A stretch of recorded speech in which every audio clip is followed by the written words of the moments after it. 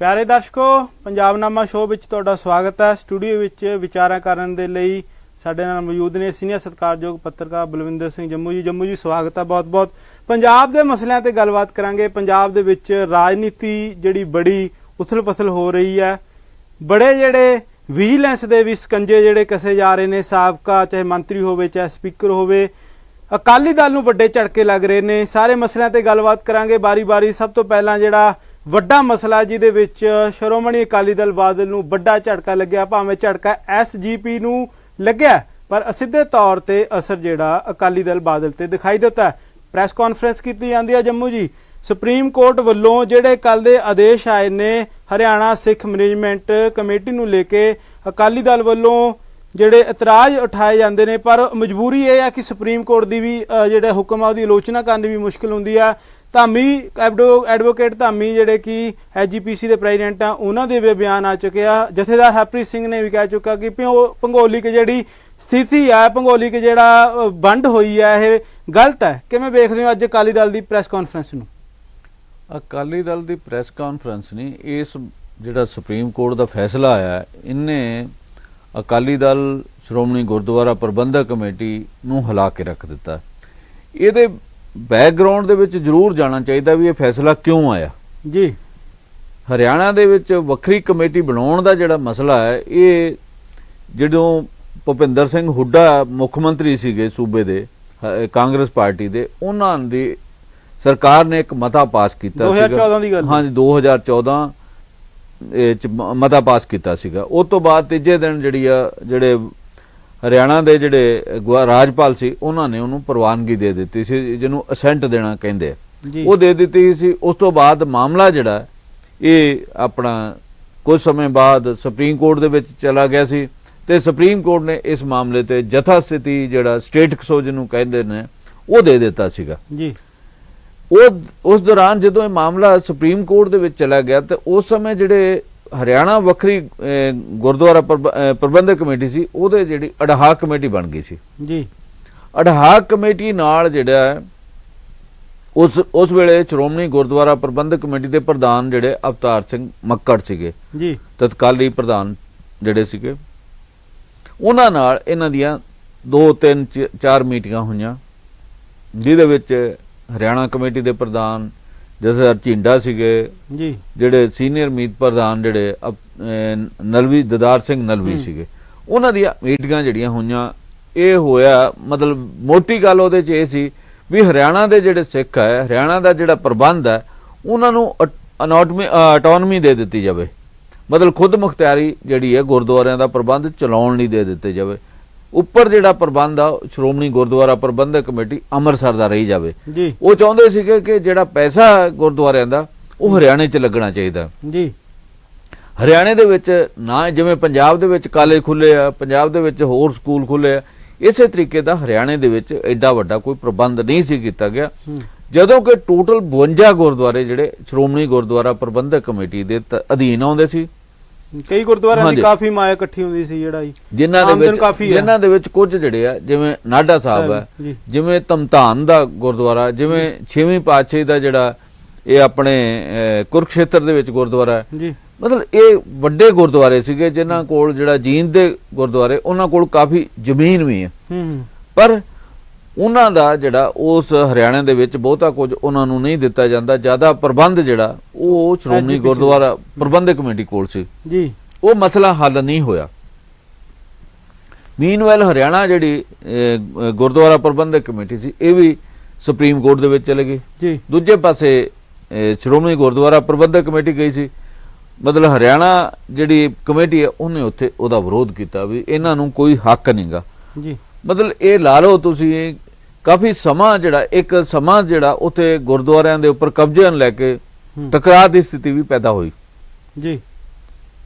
ਪਰ ਕਿਉਂਕਿ ਪਹਿਲਾ ਕਬਜ਼ਾ ਜਿਹੜਾ ਸ਼੍ਰੋਮਣੀ ਗੁਰਦੁਆਰਾ ਪ੍ਰਬੰਧਕ ਕਮੇਟੀ ਦਾ ਸੀ, ਇਸ ਕਰਕੇ ਨਵੀਂ ਕਮੇਟੀ ਕੋਲ ਕੇਵਲ ਜਿਹੜੇ 4 ਗੁਰਦੁਆਰੇ ਸੀਗੇ। ਇੱਕ ਮਤਲਬ ਜਿਹੜਾ ਗੁਲਾ ਚੀਕੇ ਦਾ ਗੁਰਦੁਆਰਾ, ਇੱਕ ਜਗਾਦਰੀ ਵਾਲਾ ਸੀ, 2 ਹੋਰ ਛੋਟੇ ਛੋਟੇ ਗੁਰਦੁਆਰੇ, 4 ਨਾਲ ਉਹਨਾਂ ਨੇ ਆਪਣਾ ਕੰਮਕਾਜ ਚਲਾਉਂਦੇ ਰਹੇ। ਉਹਨਾਂ ਦਾ ਇਹ ਵੀ ਕਹਿਣਾ ਵੀ ਅਸੀਂ ਬਜਟ ਜਿਹੜਾ ਜ਼ਿਆਦਾ ਇਹਨਾਂ ਨੂੰ ਮੁਕਾਬਲੇ ਵਧਾਇਆ, ਪੈਸਾ ਵੀ ਵਧਾਇਆ, ਹੁਣ ਅਸੀਂ ਬਿਹਤਰ ਪ੍ਰਬੰਧ ਜਿਹੜਾ ਕਰਾਂਗੇ।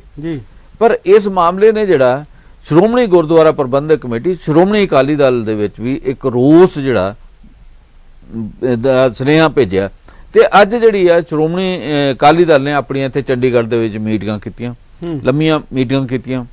ਅਲਟੀਮੇਟਲੀ ਸ਼ਾਮ ਨੂੰ ਬਾਅਦ ਦੁਪਹਿਰ ਇੱਕ ਪ੍ਰੈਸ ਕਾਨਫਰੰਸ ਕੀਤੀ ਗਈ ਜਿਹਦੇ ਵਿੱਚ ਅਕਾਲੀ ਦਲ ਦੇ ਸੀਨੀਅਰ ਆਗੂ ਸ਼ਾਮਲ ਸੀਗੇ, ਬਲਵਿੰਦਰ ਸਿੰਘ ਭੂੰਦੜ ਸ਼ਾਮਲ ਸੀਗੇ, ਪ੍ਰੋਫੈਸਰ ਪ੍ਰੇਮ ਸਿੰਘ ਚੰਦੂ ਮਾਜਰਾ ਸੀਗੇ, ਹੋਰ ਜਿਹੜੇ ਆਗੂ ਉਹਦੇ ਵਿੱਚ ਸੀਗੇ। ਉਹਨਾਂ ਨੇ ਕੇਂਦਰ ਸਰਕਾਰ ਦੇ ਉੱਪਰ ਅਟੈਕ ਕੀਤਾ, ਹਮਲਾ ਕਰਦਿਆਂ ਕਿਹਾ ਕਿ ਕੇਂਦਰ ਸਰਕਾਰ ਜਿਹੜੀ ਆ ਉਹ ਸਿੱਖਾਂ ਨੂੰ ਜਿਹੜਾ ਖਦੇੜਨਾ ਚਾਹੁੰਦੀ ਹੈ, ਸਿੱਖਾਂ ਦੀ ਜਿਹੜੀ ਹੈ ਵੱਖਰੀ ਹੋਂਦ ਹੈ ਉਹਦੇ ਉੱਪਰ ਵੀ ਉਹਨਾਂ ਨੇ ਲੈ ਕੇ ਸਵਾਲ ਖੜੇ ਕੀਤੇ। ਉਹਨਾਂ ਕਿਹਾ ਵੀ ਜਿਹੜਾ ਸੁਪਰੀਮ ਕੋਰਟ ਦਾ ਫੈਸਲਾ ਇਹ ਵੀ ਪ੍ਰਭਾਵਿਤ ਕੀਤਾ ਗਿਆ। ਇਸ ਤਰੀਕੇ ਨਾਲ ਉਹਨਾਂ ਨੇ ਉਸ ਪਾਰਟੀ ਦੇ ਖਿਲਾਫ ਅੰਦੋਲਨ ਛੇੜਨ ਦਾ, ਉਸ ਰਾਜ ਪ੍ਰਬੰਧ ਦੇ ਖਿਲਾਫ ਅੰਦੋਲਨ ਛੇੜਨ ਦਾ ਫੈਸਲਾ ਕੀਤਾ, ਜਿਹਦੇ ਨਾਲ ਜਿਹੜਾ ਅਕਾਲੀ ਦਲ ਪਿਛਲੇ ਲੰਮੇ ਅਰਸੇ ਤੋਂ ਘਿਓ ਖਿਚੜੀ ਰਿਹਾ। ਹੁਣੇ ਜਿਹੜੀਆਂ ਤੁਹਾਡੇ ਸਾਹਮਣੇ ਚੋਣਾਂ ਹੋਈਆਂ ਸੀ ਪਿੱਛੇ ਜੇ ਰਾਸ਼ਟਰਪਤੀ ਦੀਆਂ ਚੋਣਾਂ, ਉਹਦੇ ਵਿੱਚ ਸ਼੍ਰੋਮਣੀ ਅਕਾਲੀ ਦਲ ਨੇ ਬੀਜੇਪੀ ਦੇ ਹੱਕ ਦੇ ਵਿੱਚ ਵੋਟ ਪਾਈ, ਐਨਡੀਏ ਦੇ ਪੱਖ ਦੇ ਵਿੱਚ ਵੋਟ ਪਾਈ ਸੀਗੀ। ਉਸ ਤੋਂ ਬਾਅਦ ਉਪ ਰਾਸ਼ਟਰਪਤੀ ਦੀ ਚੋਣ 'ਚ ਵੀ ਵੋਟ ਉਹਨਾਂ ਪਾਈ ਸੀਗੀ। ਸੋ ਇੱਕ ਪਾਸੇ ਵਿਰੋਧ ਕਰ ਰਿਹਾ, ਇੱਕ ਪਾਸੇ ਹਮਾਇਤ ਕਰ ਰਿਹਾ। ਇਸੇ ਹਮਾਇਤ ਦੇ ਚੱਲਦਿਆਂ, ਵਿਰੋਧ ਹਮਾਇਤ ਦੇ ਚੱਲਦਿਆਂ ਇਹਨਾਂ ਦੇ 3 ਵਿਧਾਨ ਸਭਾ ਮੈਂਬਰ ਨੇ, ਇੱਕ ਵਿਧਾਨ ਸਭਾ ਮੈਂਬਰ ਨੇ ਵਿਰੋਧ ਕੀਤਾ। ਮਤਲਬ ਮਨਪ੍ਰੀਤ ਆਇਲੀ ਨੇ ਕਿਹਾ ਵੀ ਮੈਂ ਬੀਜੇਪੀ ਨੂੰ ਦੇ ਉਮੀਦਵਾਰ ਨੂੰ ਵੋਟ ਨਹੀਂ ਪਾਉਣੀ, ਉਹਨੇ ਵੋਟ ਨਹੀਂ ਪਾਈ। ਤੇ 2 ਹੀ ਇਹਨਾਂ ਦੇ ਐਮਐਲਏ ਉਹਨਾਂ ਨੇ ਵੋਟਾਂ ਪਾਈਆਂ ਸੀ, ਜਾਂ ਸੁਖਬੀਰ ਹੋਣਾ ਤੇ ਹਰਸਿਮਰਤ ਬਾਦਲ, ਉਹ ਦੋਨੇ ਲੋਕ ਸਭਾ ਮੈਂਬਰ ਨੇ, ਉਹਨਾਂ ਨੇ ਵੋਟਾਂ ਪਾਈਆਂ। ਸੋ ਇਸ ਤਰੀਕੇ ਦਾ ਇਹਨਾਂ ਦਾ ਕੰਮ ਕਾਜ ਚੱਲਦਾ ਰਿਹਾ। ਪਰ ਜਿਹੜਾ ਫੈਡਰਲਿਜ਼ਮ ਸੀਗਾ ਉਹਦੇ ਉੱਪਰ ਅਕਾਲੀ ਦਲ ਜਿਹੜਾ ਉਹ ਪਿਛਲੇ ਅਰਸੇ ਦੇ ਵਿੱਚ ਉਹ ਸਟੈਂਡ ਛੱਡਦਾ ਗਿਆ। ਉਹ ਸਟੈਂਡ ਜਿਹੜਾ ਇਹਨਾਂ ਜੰਮੂ ਕਸ਼ਮੀਰ ਦੇ ਮੁੱਦੇ ਤੇ ਵੀ ਛੱਡਿਆ, ਉਹ ਸਟੈਂਡ ਇਹਨਾਂ 3 ਖੇਤੀ ਕਾਨੂੰਨਾਂ ਦੇ ਉੱਪਰ ਵੀ ਛੱਡਿਆ। ਇਹ ਜਿਹੜਾ ਜਿਹਦੇ ਲਈ ਅਕਾਲੀ ਦਲ ਜਾਣਿਆ ਜਾਂਦਾ ਸੀ ਫੈਡਰਲਿਜ਼ਮ ਲਈ, ਮਤਲਬ ਸੰਘੀ ਢਾਂਚੇ ਲਈ, ਸੰਘੀ ਢਾਂਚੇ ਦੀ ਲੜਾਈਆਂ ਅਕਾਲੀ ਦਲ ਨੇ ਲੜੀਆਂ। ਜਿਹੜਾ ਆਨੰਦਪੁਰ ਸਾਹਿਬ ਦਾ ਮਤਾ, ਉਹਦੇ ਲਈ ਉਹ ਵੀ ਇਹੀ ਹੈ ਵੀ ਸੂਬਿਆਂ ਨੂੰ ਵੱਧ ਅਧਿਕਾਰ ਦਿਓ। ਪਰ ਸੂਬਿਆਂ ਨੂੰ ਵੱਧ ਅਧਿਕਾਰ ਦੇਣ ਦੀ ਗੱਲ ਠੀਕ ਹੈ, ਉਹਦੇ ਲਈ ਅੰਦੋਲਨ ਇਹਨਾਂ ਕੀਤਾ। ਪਰ ਜਦੋਂ ਜੰਮੂ ਕਸ਼ਮੀਰ ਦਾ ਮਾਮਲਾ ਆਇਆ, ਜਦੋਂ ਉਹਨਾਂ ਦੇ ਕੋਲੋਂ ਵੱਖਰਾ ਦਰਜਾ ਸੀਗਾ ਸੂਬੇ ਦਾ, ਉਹ ਖੋਇਆ ਗਿਆ। ਇਹਨਾਂ ਨੇ ਉਹਦੇ ਚੁੱਪ ਹੀ ਨਹੀਂ ਵੱਟੀ, ਉਹਦੇ ਵਿਰੋਧ ਚ ਵੋਟ ਪਾਈ। ਧਾਰਾ 370 ਖਤਮ ਕਰਨ ਤੇ 35A ਖਤਮ ਕਰਨ ਲਈ ਇਹਨਾਂ ਨੇ ਵੋਟ ਪਾਈ। ਇਸ ਤਰੀਕੇ ਦਾ ਇਹਨਾਂ ਕੰਮਕਾਜ ਕੀਤਾ। ਇਸ ਸਥਿਤੀ ਦੇ ਵਿੱਚ ਹੁਣ ਕੀ ਹੋਏਗਾ, ਅਜੇ ਇਹਨਾਂ ਡੇਟਾਂ ਦਾ ਐਲਾਨ ਨਹੀਂ ਕੀਤਾ, ਪਰ ਇਹਨਾਂ ਕਿਹਾ ਵੀ ਅਸੀਂ ਵੱਡੇ ਪੱਧਰ ਤੇ ਅੰਦੋਲਨ ਕਰਾਂਗੇ। ਕੀ ਅਕਾਲੀ ਦਲ ਅੱਜ ਇਸ ਸਥਿਤੀ ਦੇ ਵਿੱਚ ਹੈਗਾ ਵੱਡੇ ਪੱਧਰ ਤੇ ਅੰਦੋਲਨ ਕਰਨ ਦੀ? ਅਕਾਲੀ ਦਲ ਨੇ ਆਪਣਾ ਜਿਹੜਾ ਆਧਾਰ ਹੈ ਪਿਛਲੇ ਸਮੇਂ 'ਚ ਬੜੀ ਤੇਜ਼ੀ ਨਾਲ ਗਵਾਇਆ। ਮਤਲਬ ਖੇਤੀ ਕਾਨੂੰਨਾਂ ਦੇ ਮੁੱਦੇ ਦੇ ਉੱਪਰ ਕਿਸਾਨੀ ਗਵਾਈ ਹੈ, ਜਿਹੜਾ ਬਾਈਬਲ ਕਲਾਂ, ਜਿਹੜਾ ਕੋਟਕਪੂਰਾ, ਹਾਂ, ਜਿਹੜਾ ਬਰਗਾੜੀ ਕਾਂਡ, ਉਹਦੇ ਤੇ ਇਹਨਾਂ ਨੇ ਜਿਹੜੀ ਸਿੱਖੀ ਦੇ ਵਿੱਚ ਆਸਥਾ ਰੱਖਦੇ ਆ, ਪੰਥਕ ਵੋਟ ਜਿਹੜੀ ਆ, ਪੰਥਕ ਆਧਾਰ ਗਵਾਇਆ। 2 ਹੀ ਇਹਨਾਂ ਦੇ ਵੱਡੇ ਪਲੈਂਕ ਸੀਗੇ, ਇੱਕ ਸਿੱਖੀ ਸੀ, ਦੂਜਾ ਕਿਸਾਨੀ ਸੀ। ਉਹ ਇਹਨਾਂ ਗਵਾਈ ਆ। ਹੁਣ ਇਹਨਾਂ ਦਾ ਵੀ ਉਹਦੇ ਵਿੱਚੋਂ ਜਿਹੜਾ ਉਸ ਆਧਾਰ ਨੂੰ ਵਾਪਸ ਲਿਆ ਜਾਵੇ, ਵਾਪਸ ਇਹ ਜਿਹੜਾ ਅੰਦੋਲਨ ਕੀਤਾ ਜਾਵੇ। ਇਹ ਠੀਕ ਹੈ ਕਿ ਜਿਹੜਾ ਸੁਪਰੀਮ ਕੋਰਟ ਨੇ ਫੈਸਲਾ ਕੀਤਾ, ਇੱਕ ਪਾਸੇ ਤਾਂ ਕਹਿੰਦੇ ਵੀ ਅਸੀਂ ਸਰਵਉੱਚ ਅਦਾਲਤ ਦਾ ਫੈਸਲਾ ਅਸੀਂ ਮੰਨਦੇ ਹਾਂ, ਦੂਜੇ ਪਾਸੇ ਹੁਣ ਵਿਰੋਧ ਦਾ ਇਹਨਾਂ ਨੇ ਫੈਸਲਾ ਕੀਤਾ। ਹੁਣ ਇਹ ਵਿਰੋਧ ਕਿੰਨਾ ਕੁ ਹੋਏਗਾ, ਕੀ ਕਿਸ ਲੈਵਲ ਤੇ ਹੋਏਗਾ? ਇਹ ਠੀਕ ਹੈ ਕਿ ਸ਼੍ਰੋਮਣੀ ਇੱਕ ਪਾਸੇ ਜਿਵੇਂ ਤੁਸੀਂ ਕਿਹਾ ਕਿ ਅਕਾਲੀ ਦਲ ਹਮਾਇਤ ਕਰਦਾ ਹੁੰਦਾ ਸੀ ਸੂਬੇ ਦੇ ਵੱਧ ਅਧਿਕਾਰਾਂ ਤੋਂ, ਜੇਕਰ ਹਰਿਆਣਾ ਸੂਬੇ ਨੇ ਪਹਿਲ ਕਦਮੀ ਕੀਤੀ ਹੈ, ਦੂਸਰੇ ਪਾਸੇ ਸੁਖਬੀਰ ਸਿੰਘ ਬਾਦਲ ਕਹਿ ਰਹੇ ਨੇ ਕਿ ਇਹ ਅਧਿਕਾਰ ਕੇਵਲ ਸੈਂਟਰ ਗਵਰਨਮੈਂਟ ਕੋਲ ਸੀ ਕਿ ਵੱਖਰੀ ਕੋਈ ਕਮੇਟੀ ਬਣਾਉਣ ਦਾ, ਜਿਵੇਂ ਦਿੱਲੀ ਕਮੇਟੀ ਦੀ ਤਰਜ਼ ਉੱਪਰ। ਜਿਹੜਾ ਸੁਪਰੀਮ ਕੋਰਟ ਨੇ ਫੈਸਲਾ ਕੀਤਾ ਉਹਦੇ 'ਚ ਉਹਨਾਂ ਕਿਹਾ ਕਿ ਸੂਬਾ ਸਰਕਾਰ ਨੂੰ ਆਪਣੇ ਗੁਰਦੁਆਰਿਆਂ ਲਈ ਕਾਨੂੰਨ ਬਣਾਉਣ ਦਾ ਹੱਕ ਹੈਗਾ। ਇਹ ਠੀਕ ਹੈ ਕਿ ਜਿਹੜਾ ਕੇਂਦਰ ਸਰਕਾਰ ਆ ਉਹ ਜਦੋਂ ਜਿਹੜੀ ਸਿੱਖ ਗੁਰਦੁਆਰਾ ਪ੍ਰਬੰਧਕ ਕਮੇਟੀ ਬਣੀ ਸੀਗੀ, ਉਸ ਸਮੇਂ ਦੇਸ਼ ਦੇ ਵਿੱਚ ਅੰਗਰੇਜ਼ਾਂ ਦਾ ਰਾਜ ਸੀਗਾ, ਉਹਨਾਂ ਨੇ ਬਣਾਈ ਸੀ, 1925 ਦੇ ਵਿੱਚ ਬਣੀ ਸੀਗੀ। ਉਦੋਂ ਗ੍ਰੇਟਰ ਪੰਜਾਬ ਸੀਗਾ, ਵੱਡਾ ਪੰਜਾਬ ਸੀਗਾ, ਜਿਹਦੇ ਲਈ ਕਮੇਟੀ ਬਣੀ ਸੀਗੀ। ਉਹ ਹੌਲੀ ਹੌਲੀ ਜਦੋਂ ਦੇਸ਼ ਦੀ ਵੰਡ ਹੋਈ, ਵੱਡਾ ਹਿੱਸਾ ਪੰਜਾਬੀ ਸਪੀਕਿੰਗ ਜਿਹੜਾ ਸੀ, ਪੰਜਾਬੀ ਬੋਲਦਾ, ਪਾਕਿਸਤਾਨ ਦੇ ਵਿੱਚ ਚਲੇ ਗਿਆ। ਇੱਧਰ ਤਾਂ ਜਿਹੜਾ ਛੋਟਾ ਸੂਬਾ ਰਹਿ ਗਿਆ। ਪਹਿਲਾਂ ਉਹ ਸੂਬੇ ਦੇ ਵਿੱਚ ਵੀ 3 ਹਿੱਸੇ ਹੋ ਗਏ, ਹਰਿਆਣਾ ਬਣ ਗਿਆ, ਹਿਮਾਚਲ ਬਣ ਗਿਆ, ਪੰਜਾਬ ਬਣਿਆ, ਬਲ ਛੋਟਾ ਹਿੱਸਾ ਰਹਿ ਗਿਆ, ਜਿਹਦੀ ਆਬਾਦੀ ਜਿਹੜੀ ਆ ਉਸ ਸਮੇਂ 2 ਕਰੋੜ ਸੀਗੀ, 2.25 ਕਰੋੜ ਸੀਗੀ, ਹੁਣ 3 ਕਰੋੜ ਦੇ ਆਸ-ਪਾਸ ਹੈ। ਜਿਹੜਾ ਵੱਡਾ ਹਿੱਸਾ ਉਧਰ ਚਲੇ ਗਿਆ। ਇਸ ਕਰਕੇ ਐਸਜੀਪੀਸੀ ਜਿਹੜੀ ਬਣੀ ਸੀਗੀ ਉਹ ਹੌਲੀ ਹੌਲੀ ਉਹਦਾ ਖੇਤਰ ਸੁੰਗੜਦਾ ਗਿਆ। ਦਿੱਲੀ ਦੀ ਵੱਖਰੀ ਕਮੇਟੀ ਬਣ ਗਈ ਜੀ, ਉਹ ਕਿਉਂਕਿ ਉਹ ਏਰੀਆ ਹੀ ਪੰਜਾਬ ਦੇ ਵਿੱਚ ਨਹੀਂ ਸੀਗਾ ਜੀ। ਤੇ ਇਹ ਜਿਹੜੀ ਕਮੇਟੀ ਬਣੀ, ਜਿਹੜੀ ਇਹ ਤੋਂ ਬਾਅਦ ਜਿਸ ਤਰੀਕੇ ਦਾ ਕੰਮਕਾਜ ਚੱਲਿਆ, ਜਿਹੜਾ ਇਹ ਰੋਕ ਸਕਦਾ ਇਹ ਅਕਾਲੀ ਦਲ ਜੇ ਹਰਿਆਣੇ ਦੇ ਸਿੱਖਾਂ ਨੂੰ ਇਹ ਖੁਸ਼ ਰੱਖਦੇ, ਉਹਨਾਂ ਨੂੰ ਰਾਜੀ ਰੱਖਦੇ, ਉਹਨਾਂ ਨੂੰ ਵੀ ਕੁਝ ਅਧਿਕਾਰ ਦਿੰਦੇ। ਉਹਨਾਂ ਨੂੰ ਅਧਿਕਾਰ ਨਾ ਮਿਲਣ ਕਰਕੇ ਜਿੰਨੇ ਉਹ ਚਾਹੁੰਦੇ ਸੀਗੇ ਉੱਥੇ ਉਹਨਾਂ ਦਾ ਸੀ ਵੀ ਜਿਹੜੀਆਂ ਭਰਤੀਆਂ ਹੁੰਦੀਆਂ ਹਰਿਆਣੇ ਚੋਂ ਨਹੀਂ ਕੀਤੀਆਂ ਜਾਂਦੀਆਂ, ਪੰਜਾਬ ਚੋਂ ਕੀਤੀਆਂ ਜਾਂਦੀਆਂ। ਅਕਾਲੀ ਦਲ ਵਾਲੇ ਜਿਹੜੇ ਜਾਂ ਐਸਜੀਪੀਸੀ ਵਾਲੇ ਉਹ ਆਪਣੇ ਹੀ ਨਜ਼ਦੀਕੀਆਂ ਨੂੰ ਰੱਖਦੇ ਨੇ ਜੀ। ਇਹ ਇਤਰਾਜ਼ ਜਿਹੜੇ ਅਕਾਲੀ ਦਲ ਦੂਰ ਕਰ ਸਕਦਾ ਸੀਗਾ, ਇਹ ਨਹੀਂ ਕੀਤੇ ਗਏ। ਅਲਟੀਮੇਟਲੀ ਉੱਥੇ ਹੁਣ ਵੱਖਰੀ ਕਮੇਟੀ ਬਣ ਗਈ ਆ। ਹੁਣ ਇਹਨਾਂ ਦਾ ਵੀ ਅਸੀਂ ਉਹਦੇ 'ਚ ਐਸਐਲਪੀ ਪਾਵਾਂਗੇ, ਵਿਸ਼ੇਸ਼ ਲੀਵ ਪਟੀਸ਼ਨ ਪਾਵਾਂਗੇ। ਉਹਦੇ ਤੇ ਕੀ ਫੈਸਲਾ ਹੁੰਦਾ, ਬਹੁਤ ਰੇਅਰ ਹੀ ਕਿਤੇ ਇਹੋ ਜਿਹਾ ਕੋਈ ਫੈਸਲਾ ਹੋਇਆ ਹੁਣ ਤੱਕ। ਤੇ ਇਹ ਹੁਣ ਕੇਂਦਰ ਸਰਕਾਰ ਤੇ ਦਬਾਅ ਪਾਉਣਾ ਚਾਹੁੰਦੇ ਆ। ਇਹ ਜਿਹੜਾ ਫੈਸਲਾ ਇਹਨੂੰ ਰੁਕਵਾਉਣਾ ਚਾਹੁੰਦੇ ਆ। ਇਹ ਫੈਸਲਾ ਮੈਨੂੰ ਤਾਂ ਲੱਗਦਾ ਨਹੀਂਗਾ ਰੁਕੇਗਾ। ਫੈਸਲਾ ਜਿਹੜਾ ਜਦੋਂ ਉਹਦੇ ਵਿੱਚ ਹਰਿਆਣਾ ਸਰਕਾਰ ਨੇ ਵੀ ਆਪਣੀ ਸਹਿਮਤੀ ਦਿੱਤੀ ਆ, ਹਰਿਆਣਾ ਸਰਕਾਰ ਨੇ ਵੀ, ਉਹਦੇ ਵਕੀਲ ਵੀ ਉੱਥੇ ਪੇਸ਼ ਹੋਏ, ਪੰਜਾਬ ਤੋਂ ਵੀ ਉਹਨਾਂ ਜਿਹੜੀ ਮੌਜੂਦਾ ਸਰਕਾਰ ਹੈ ਇਹਦੇ ਬਾਰੇ ਵੀ ਉਹਨਾਂ ਕਿਹਾ ਵੀ ਅਸੀਂ ਇਹਦੇ ਤੋਂ ਵੀ ਸਹਿਮਤੀ ਲਈ ਸੀਗੀ ਜੀ। ਸੋ ਇਹ ਬੜੀ ਅਮਰਿੰਦਰ ਸਿੰਘ ਨੇ ਐਨਓਸੀ ਦਿੱਤੀ ਸੀ ਉਸ ਟਾਈਮ।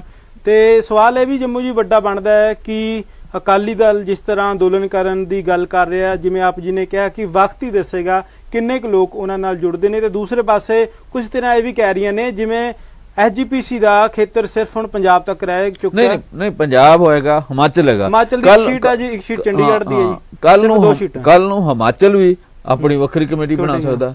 ਜੇ ਨਹੀਂ ਠੀਕ ਰਿਹਾ ਚੰਡੀਗੜ੍ਹ ਵੀ ਹੋ ਸਕਦਾ। ਫਿਰ ਇਕੱਲੀ ਕਿਉਂਕਿ ਪੰਜਾਬ ਦਾ ਚੰਡੀਗੜ੍ਹ ਦੇ ਉੱਪਰ ਵੀ ਹੱਕ ਹੈ। ਪਰ ਅਸੀਂ ਇਹ ਹੱਕ ਜਿਹੜਾ ਪਿਛਲੇ ਲੰਮੇ ਸਮੇਂ ਤੋਂ ਛੱਡਦੇ ਜਾ ਰਹੇ ਹਾਂ, ਮਤਲਬ ਵੱਖ-ਵੱਖ ਖੇਤਰਾਂ ਦੇ ਵਿੱਚ ਜੋ ਕੇਂਦਰ ਸਰਕਾਰ ਹੁਣ ਕਰ ਰਹੀ ਹੈ ਉਹ ਹੱਕ ਉਸ ਤਰੀਕੇ ਦਾ ਹੀ ਨਹੀਂ ਰਹਿ ਜਾਏਗਾ। ਸੋ ਇਸ ਕਰਕੇ ਹਿਮਾਚਲ ਵੀ ਕੱਲ ਨੂੰ ਵੱਖਰੀ ਕਮੇਟੀ ਬਣਾ ਸਕਦਾ ਤੇ ਚੰਡੀਗੜ੍ਹ ਸ਼ਾਇਦ ਨਾ ਬਣਾਵੇ। ਮਤਲਬ ਇਹਦੇ ਨਾਲ ਸਿਰਫ ਜਿਹੜੀ ਸ਼੍ਰੋਮਣੀ ਗੁਰਦੁਆਰਾ ਪ੍ਰਬੰਧਕ ਕਮੇਟੀ ਆ ਉਹ ਪੰਜਾਬ ਤੱਕ ਅਲਟੀਮੇਟਲੀ ਸੀਮਤ ਹੋ ਕੇ ਰਹਿ ਜਾਏਗੀ। ਵਿੱਚੋਂ ਇਹ ਵੀ ਆਵਾਜ਼ ਉੱਠ ਰਹੀ ਹੈ ਕਿ ਜਿਵੇਂ ਹਰਿਆਣੇ ਦੀ ਹੁਣ ਜਿਹੜੀ ਇਲੈਕਸ਼ਨ ਹੈ ਸਿੱਖ ਗੁਰਦੁਆਰਾ ਮੈਨੇਜਮੈਂਟ ਕਮੇਟੀ ਦੀ, ਉਹ ਹਰਿਆਣਾ ਗਵਰਨਮੈਂਟ ਦੇ ਅੰਡਰ ਹੋਵੇ। ਤੇ ਹੁਣ ਮੰਗ ਉੱਠ ਰਹੀ ਹੈ ਕਿ ਐਵੇਂ ਸੈਂਟਰ ਦਾ ਖਹਿੜਾ ਛੱਡ ਕੇ ਪੰਜਾਬ ਸਰਕਾਰ ਨੂੰ ਇਸ ਤਰ੍ਹਾਂ ਦਾ ਕਦਮ ਚੱਕਣਾ ਚਾਹੀਦਾ ਕਿ ਪੰਜਾਬ ਸਰਕਾਰ ਦੇ ਅੰਤਰਗਤ ਹੀ ਐਸਜੀਪੀਸੀ ਦੀਆਂ ਚੋਣਾਂ ਹੋਣ, ਜਿਸ ਦੇ ਨਾਲ ਬਹੁਤ ਫਾਇਦਾ ਹੋਵੇਗਾ। ਇਹ ਹੋ ਸਕਦਾ ਕੱਲ ਨੂੰ, ਮਤਲਬ ਜਿਵੇਂ ਹਰਿਆਣਾ ਨੇ ਆਪਣਾ ਐਕਟ ਬਣਾ ਲਿਆ ਜਾਂ ਹਰਿਆਣਾ ਕਮੇਟੀ ਬਣਾ ਸਕਦਾ, ਉਹਦੇ ਨਿਯਮ ਕੱਲ ਨੂੰ ਪੰਜਾਬ ਸਰਕਾਰ ਵੀ ਇਸ ਤਰੀਕੇ ਤੇ ਬਣਾ ਸਕਦੀ। ਕੁਲਤਾਰ ਸਿੰਘ ਸੰਧਵਾ ਜਿਹੜੇ ਦਿਲਚਸਪੀ ਰੱਖਦੇ ਨੇ ਐਸਜੀਪੀਸੀ ਇਲੈਕਸ਼ਨ 'ਚ, ਹੋ ਸਕਦਾ ਕਿ ਅਜਿਹਾ ਕੁਝ ਹੋ ਸਕਦਾ ਕਿਉਂਕਿ ਉਹਨਾਂ ਨੂੰ ਵੀ ਲੱਗਦਾ ਹੈ ਕਿ ਇਸ ਵੇਲੇ ਅਕਾਲੀ ਦਲ ਦਾ ਗ੍ਰਾਫ ਬਹੁਤ ਹੇਠਾਂ ਆਇਆ, ਇਸ ਕਰਕੇ ਉਹਨਾਂ ਨੂੰ ਸਫਲਤਾ ਮਿਲ ਸਕਦੀ ਹੈ। ਪਰ ਇਹ ਗੱਲ ਜਦੋਂ ਅੱਗੇ ਅੰਦੋਲਨ ਚੱਲੇਗਾ, ਅੱਗੇ ਕੁਝ ਗੱਲਾਂ ਹੋਣਗੀਆਂ, ਤੇ ਮੇਰਾ ਨਹੀਂ ਖਿਆਲ ਐਡਾ ਆਸਾਨ ਕੰਮ ਹੋਏਗਾ, ਭਾਵੇਂ ਕਿ ਸੁਖਵੀਰ ਹੋਣਾ ਲਈ ਬਹੁਤ ਔਖਾ ਹੋਏਗਾ ਜੀ। ਚੋਣਾਂ ਜਦੋਂ ਹੋਣਗੇ, ਚੋਣਾਂ 'ਚ ਕੀ ਹੁੰਦਾ ਇਹ ਕਹਿਣਾ ਮੁਸ਼ਕਲ ਹੈ। ਪਰ ਇਹ ਜਿਹੜਾ ਜਿਵੇਂ ਜਿਸ ਢੰਗ ਨਾਲ ਇਹਨਾਂ ਕੰਮਕਾਜ ਚਲਾਇਆ ਸ਼੍ਰੋਮਣੀ ਅਕਾਲੀ ਦਲ ਨੇ, ਜਿਸ ਜਿਹੜਾ ਇਹਦਾ ਡੈਮੋਕ੍ਰੈਟਿਕ ਖਾਸਾ ਸੀਗਾ ਸੀਗਾ ਸੱਭਿਆਚਾਰ, ਉਹਨੂੰ ਤੋੜਿਆ ਗਿਆ। ਮਤਲਬ ਜੇ ਉਹਨੂੰ ਡੈਮੋਕ੍ਰੈਟਿਕ ਹੀ ਰਹਿਣ ਦਿੱਤਾ ਜਾਂਦਾ, ਉਹਦੇ ਫੈਸਲੇ ਜਿਹੜੇ ਆ ਪਰਚੀ ਰਾਹੀਂ ਨਾ ਹੁੰਦੇ, ਕੋਈ ਹੋਰ ਢੰਗ ਨਾਲ ਹੁੰਦੇ, ਅੱਜ ਹਾਲਾਤ ਕੁਝ ਹੋਰ ਹੋਣੇ ਸੀ। ਇਹ ਹਾਲਾਤ, ਇਹਦੇ ਲਈ ਜਿਹੜਾ ਇਹ ਬਾਦਲ ਜਿਹੜਾ ਪਰਿਵਾਰ ਹੈ ਇਹਨੂੰ ਮਾਫ ਨਹੀਂ ਕੀਤਾ ਜਾ ਸਕਦਾ। ਉਹਨਾਂ ਨੂੰ ਇਹਦਾ ਜਿਹੜਾ ਹਿਸਾਬ ਕਿਤਾਬ ਜਿਹੜਾ ਉਹ ਦੇਣਾ ਪਏਗਾ। ਭੁਗਤ ਰਿਹਾ ਇਸ ਟਾਈਮ ਅਕਾਲੀ ਦਲ ਤੇ ਬਹੁਤ ਵੱਡਾ ਸੰਕਟ ਹੈ ਉਹ ਅਕਾਲੀ ਦਲ ਦੇ ਜੇਕਰ ਦੌਰ ਦੇ ਵਿੱਚ ਦੇਖਿਆ ਜਾਵੇ। ਤੇ ਪੰਜਾਬ ਸਰਕਾਰ ਦੇ ਵਿੱਚ ਜਿਹੜਾ ਇਸ ਤਰ੍ਹਾਂ ਆਪਾਂ ਦੇਖ ਰਹੇ ਹਾਂ ਕਿ ਵਿਸ਼ੇਸ਼ ਇਜਲਾਸ ਜਿਹੜਾ ਬੁਲਾਇਆ ਗਿਆ ਕੱਲ ਦੇ ਦਿਨ 22 ਸਤੰਬਰ ਦਿਨ, ਸੰਵਿਧਾਨ ਦੇ ਮੁਤਾਬਿਕ ਕੈਪਟਨ ਜੇਕਰ ਗੱਲ ਕਰਾਂ ਤਾਂ ਸੀਐਮ ਮਾਨ ਨੇ ਕਿਹਾ ਕਿ ਸੰਵਿਧਾਨ ਦੇ ਅਨੁਸਾਰ ਅਸੀਂ ਇਹ ਬੁਲਾ ਰਹੇ ਹਾਂ। ਕੀ ਲੱਗਦਾ 6 ਮਹੀਨੇ ਦੇ ਵਿੱਚ ਹੀ ਬੁਲਾਇਆ, ਵਿਰੋਧੀ ਧਿਰਾਂ ਸਖਤ ਜਿਹੜੀਆਂ ਆਲੋਚਨਾਵਾਂ ਦਾ ਸਾਹਮਣਾ ਕਰਨਾ ਪੈ ਰਿਹਾ ਹੈ। ਸੁਖਪਾਲ ਸਿੰਘ ਖਹਿਰਾ ਰਾਜਪਾਲ ਨੂੰ ਵੀ ਪੱਤਰ ਲਿਖ ਚੁੱਕੇ ਨੇ ਕਿ ਅਜਿਹਾ ਨਹੀਂ ਹੋਣਾ ਚਾਹੀਦਾ। ਕਿਵੇਂ ਵੇਖਦੇ? ਦੇਖੋ, ਕੱਲਾ ਸੁਖਪਾਲ ਖਹਿਰਾ ਵਾਲਾ ਨੇ, ਸਾਬਕਾ ਡਿਪਟੀ ਸਪੀਕਰ ਬੀਰ ਦਵਿੰਦਰ ਸਿੰਘ ਉਹਨਾਂ ਨੇ ਵੀ ਪੰਜਾਬ ਦੇ ਸਪੀਕਰ ਨੂੰ, ਪੰਜਾਬ ਦੇ ਰਾਜਪਾਲ ਨੂੰ ਵੀ ਕਿਹਾ, ਹੋਰਾਂ ਨੂੰ ਵੀ ਕਿਹਾ। ਪਰ ਨੋਟੀਫਿਕੇਸ਼ਨ ਜਾਰੀ ਹੋ ਚੁੱਕਿਆ ਜੀ ਰਾਜਪਾਲ ਵੱਲੋਂ। ਨੋਟੀਫਿਕੇਸ਼ਨ ਦੇਖੋ, ਰਾਜਪਾਲ ਨੇ ਤਾਂ ਨੋਟੀਫਿਕੇਸ਼ਨ ਜਾਰੀ ਕਰਨਾ ਹੁੰਦਾ ਨਾ ਜੀ, ਉਹਨਾਂ ਨੇ ਕਰਤਾ ਵੀ ਸਾਧ ਸਕਦੇ, ਬੁਲਾ ਸਕਦੇ ਸੈਸ਼ਨ ਜੀ। ਪਰ ਇਹ ਕਿਸ ਪਰਪਸ ਲਈ ਹੈ? ਸਰਕਾਰ ਨੂੰ ਕੋਈ ਇਹੋ ਜਿਹਾ ਸੰਕਟ ਦਾ ਸਾਹਮਣਾ ਨਹੀਂ ਕਰਨਾ ਪੈ ਰਿਹਾ ਜੀ, ਨਾ ਹੀ ਕਿਸੇ ਨੇ ਨੋ ਕੌਨਫੀਡੈਂਸ ਦਾ ਮਤਾ ਇਹਨਾਂ ਦੇ ਖਿਲਾਫ ਪੇਸ਼ ਕੀਤਾ, ਨਾ ਹੀ ਕੋਈ ਕਰਨ ਦੀ ਅਜੇ ਸਥਿਤੀ ਦੇ ਵਿੱਚ। ਇਸ ਕਰਕੇ ਕਿਉਂ, ਮਤਲਬ ਇਹਦੇ ਉੱਪਰ ਸਵਾਲ ਉੱਠਦੇ ਆ ਵੱਖ-ਵੱਖ ਥਾਵਾਂ ਦੇ ਉੱਪਰ। ਵੀ ਕਿਉਂ ਇਹ ਕੌਨਫੀਡੈਂਸ ਹਾਸਲ ਇੱਕ ਕਰਨਾ। ਸਵਾਲ ਵੱਡਾ ਵੀ ਖਰਚਾ ਵੀ ਹੁੰਦਾ ਜੀ ਜਦੋਂ ਇਜਲਾਸ ਬੁਲਾਇਆ ਜਾਂਦਾ, ਉਹਦਾ ਬਜਟ ਦਾ ਬਿਲਕੁਲ ਉਹਦੇ ਤੇ ਖਰਚਾ ਤਾਂ ਹੋਏਗਾ ਹੀ ਨਾ ਜੀ। ਮਤਲਬ ਹਰੇਕ ਜਿਹੜਾ ਐਮਐਲਏ ਆ, ਜਿਹੜਾ ਉੱਥੇ ਸਟਾਫ ਆ, ਉਹਨਾਂ ਨੂੰ ਵਿਸ਼ੇਸ਼ ਜਿਹੜਾ ਅਲਾਉਂਸ ਦਿੱਤੇ ਜਾਂਦੇ ਆ, ਤੇ ਐਮਐਲਏ ਜਿਹੜੇ ਵੱਖੋ ਵੱਖਰੇ ਆਪਣੇ ਹਲਕਿਆਂ ਦੇ ਵਿੱਚ ਉਹ ਵੀ ਵਿਸ਼ੇਸ਼ ਤੌਰ ਤੇ ਆਉਣਗੇ। ਉਹਦਾ ਸਾਰਾ ਜਦੋਂ ਵਿਧਾਨ ਸਭਾ ਚੱਲਦੀ ਹੈ ਉਹਦਾ 1.5-2 ਕਰੋੜ ਦਾ ਜਿਹੜਾ ਖਰਚਾ ਆਏਗਾ ਉਹ ਸਾਡੇ ਬਜਟ ਤੇ ਪਏਗਾ, ਸਾਡੀ ਵਿੱਤੀ ਹਾਲਤ ਤੇ ਉਹਦਾ ਅਸਰ ਪਏਗਾ। ਪਰ ਇਹ ਸਰਕਾਰ ਦਾ ਆਪਣਾ ਪ੍ਰੈਰੋਗੇਟਿਵ। ਮਤਲਬ ਕੀ ਲੱਗਦਾ ਜੀ ਕਿਉਂ ਬੁਲਾਇਆ ਸਰਕਾਰ ਨੇ? ਸਰਕਾਰ ਜਿਹੜਾ ਪਿੱਛੇ ਆਪਰੇਸ਼ਨ ਲੋਟਸ ਆ, ਜਿਹਦੀ ਚਰਚਾ ਇਹਨਾਂ ਕਿਹਾ ਵੀ ਸਾਡੇ ਐਮਐਲਏ ਖਰੀਦੇ ਜਾ ਰਹੇ ਆ, ਉਹਨਾਂ ਨੂੰ ਡਰਾਇਆ ਧਮਕਾਇਆ ਜਾ ਰਿਹਾ ਕਈ ਤਰੀਕੇ ਦਾ, ਇਹ ਸਾਰਾ ਕੁਝ ਉਹਦੇ ਆਲੇ ਦੁਆਲੇ ਆ। ਤੇ ਇਹਦੇ ਚ ਜਿਵੇਂ ਦਿੱਲੀ ਦੇ ਵਿੱਚ ਜਿਹੜੀ ਆਮ ਆਦਮੀ ਪਾਰਟੀ ਆ, ਉਹਨੇ ਆਪਣੀ ਵਿਸ਼ੇਸ਼ ਇੱਕ ਸੰਮੇਲਨ ਕੀਤਾ ਸੀਗਾ। ਉਹ ਸੰਮੇਲਨ ਦੇ ਵਿੱਚ ਫੈਸਲਾ ਇਹਨਾਂ ਨੇ ਇਹ ਕੀਤਾ ਸੀਗਾ ਕਿ ਅਸੀਂ 2000 ਜਿਹੜੀਆਂ ਅਗਲੀਆਂ ਚੋਣਾਂ ਨੇ, ਜਿਹੜੀਆਂ ਹਿਮਾਚਲ ਪ੍ਰਦੇਸ਼ ਦੇ ਵਿੱਚ ਹੋਣ ਜਾ ਰਹੀਆਂ ਵਿਧਾਨ ਸਭਾ ਦੀਆਂ, ਗੁਜਰਾਤ ਦੇ ਵਿੱਚ ਜਾਣੀਆਂ, ਤੇ 2024 ਦੀਆਂ ਜਿਹੜੀਆਂ ਲੋਕ ਸਭਾ ਚੋਣਾਂ ਅਸੀਂ ਇਕੱਲਿਆਂ ਲੜਾਂਗੇ। ਹਾਂਜੀ, ਇਹ ਸਾਰਾ ਕੁਝ ਉਹਦੇ ਪਾਸੇ ਵੱਲ ਨੂੰ ਹੈਗਾ, ਉਹਦੇ ਲਈ ਐਕਸਰਸਾਈਜ਼ ਹੋ ਰਹੀ ਹੈ, ਉਹਦੇ ਕਰਕੇ ਹੀ ਸਾਰਾ ਕੁਝ ਜਿਹੜਾ ਹੋ ਰਿਹਾ। ਤੇ ਇਹਦੇ ਚ ਕੌਨਫੀਡੈਂਸ, ਭਰੋਸੇ ਦਾ ਵੋਟ ਲੈਣ ਦਾ ਕੋਈ ਐਸਾ ਕੋਈ ਬਹੁਤੀ ਕੋਈ ਤੁਕ ਬਣਦੀ ਨਹੀਂ। ਪਰ ਸਰਕਾਰ ਕਰਨਾ ਚਾਹੁੰਦੀ ਕਰ ਲਵੇ। ਮਤਲਬ ਵਿਰੋਧੀ ਧਿਰਾਂ ਵੀ ਮਤਲਬ ਜਿਹੜੇ ਨੌਨ ਇਸ਼ੂ ਆ ਉਹਨਾਂ ਦੇ ਉੱਪਰ ਜ਼ਿਆਦਾ ਮਤਲਬ ਸਮਾਂ ਜਿਹੜਾ ਖਰਚ ਕਰ ਰਹੀਆਂ ਨੇ।